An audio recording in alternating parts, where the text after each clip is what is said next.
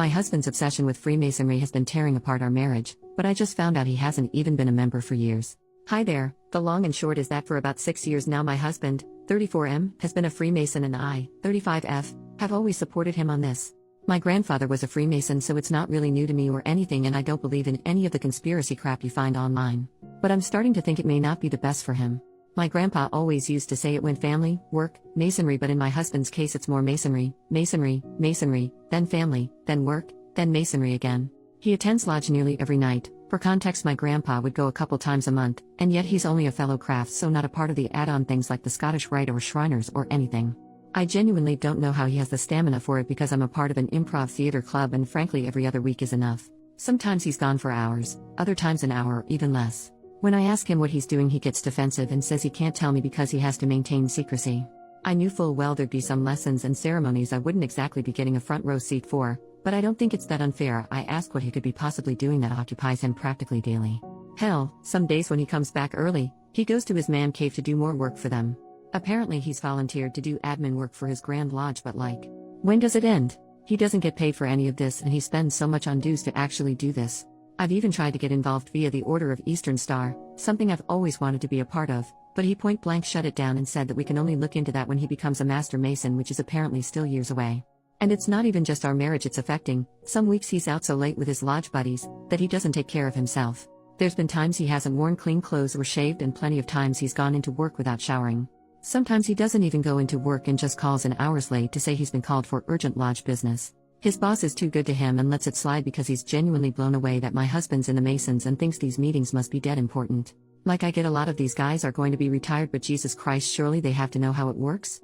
It's making a bad impression with people, and I genuinely can't remember the last time we did a thing together as a couple. Plus our bedroom has been dead for at least a year, which I've sort of put up with because I have a low libido, but I guess it's just another symptom. Every time I ask him to do anything he just tells me he's too tired. I guess how do I get it across to him? His Masonic life needs to slow down. It's not even affecting just me, it's affecting our whole lives, but I don't even know where to begin. I don't want him to leave the Masons, just maybe calm it down a little so we have our lives back. How can I get this across to him without seeming that I'm jealous of the secrets or I want to worsen the wedge between us? By the way, I did actually email the worshipful master at his lodge, just say I'm kind of worried for him, but I've not heard back yet, and if they're all this active, not sure how much help he'll be. Thanks for any advice. At it later that day, the worshipful master just emailed me. Apologized for taking his time and explained my husband has not been a member of that lodge for at least 5 years, having left just under a year after he joined. Apparently he had difficulties with the leadership and had been repeatedly cautioned for soliciting the other lodge members. He told me that he checked with other lodges in the area and none of them have any record of him switching, so it seems he demitted entirely. Update, 5 days later. Hi everyone, you might remember the post where I mentioned how Freemasonry, or rather my husband's commitment to it, was destroying our marriage and corroding his life. Well, I apologized to the craft because Masonry had nothing to do with my husband's antics. In my edit to the post, I mentioned I had spoken with the current worshipful master, basically the lodge's chair, and he informed me my husband had demitted from that lodge years ago and never joined any others. He did suggest it could be a clandestine lodge, and in a way I hoped this would be the case, but I think we both knew that was highly unlikely. He also ended up putting me through to a past master who was senior warden of the lodge around the time my husband quit, and apparently it was a jump before he was pushed situation. I did mention my husband was in trouble for soliciting his brothers, but the worshipful master couldn't tell me anymore. The past master vaguely remembered it, and while it seems no one was exactly sure what he was soliciting them about, it was described as invasive and strange behavior. Me and the past master, David, might as well use names, had a good long chat before he offered to join me in discussing this with my husband, Kevin, with the hope being we could get through to him and steer him off whatever course he was on. Sadly, I don't have good news. David came round on Monday and we talked a lot beforehand. Kevin was out, of course. Most of our chat was just him being generally supportive, but he did start asking questions that were definitely leading into the clandestine lodge route, though he dropped that as a theory when the lack of self-care became evident.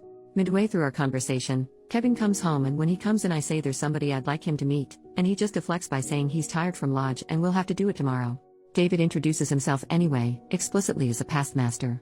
Kevin ignores him but then goes through to the kitchen, pours himself a glass of milk and starts scrolling through his phone at the kitchen table. We went through and sat down at the table too, so without a word he got up and went into the living room, so we followed him there, where David said we know he's not attending lodge because he was the senior warden when my husband left.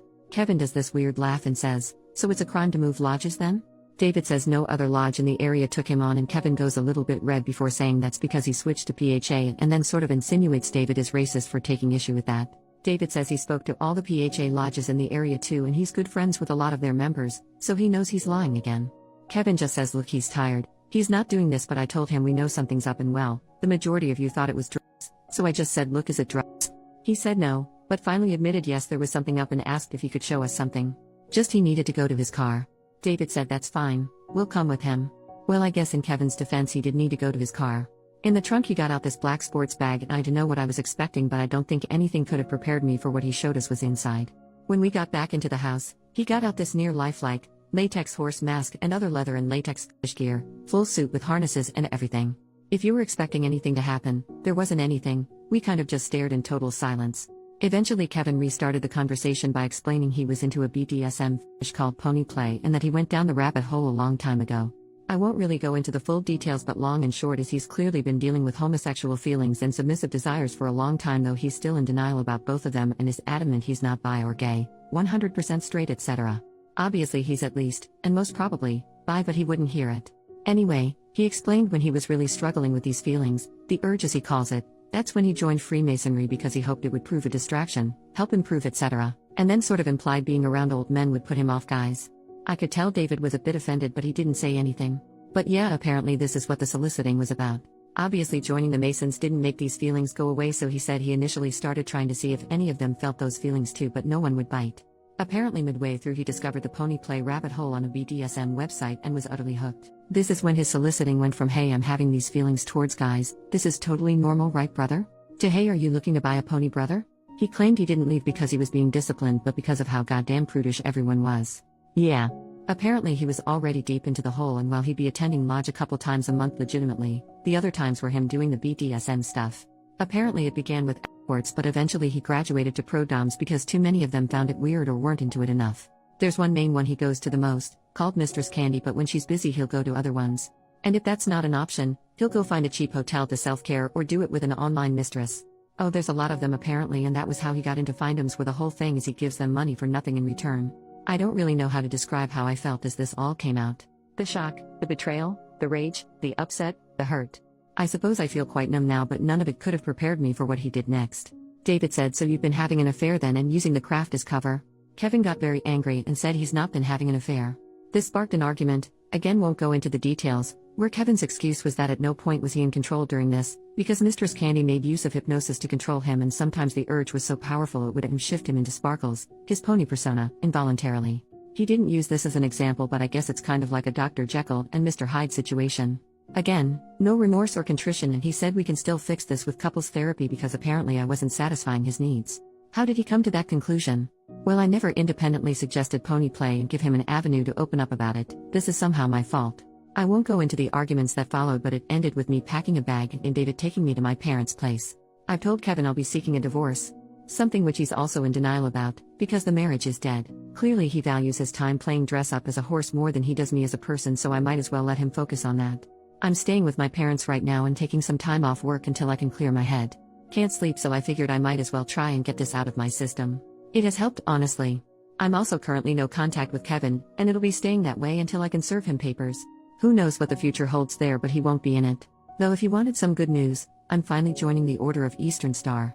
David explained to me I can join via my grandfather, so I'm going to be meeting with the secretary next week. Thanks for being on this wild ride and helping me see reason. I guess I would probably have got here anyway when the worshipful master messaged me, but it was nice to know I had people on here, and especially those who talked it through with me in DMs. You guys know who you are and you were awesome. Otherwise, have a great day and peace out.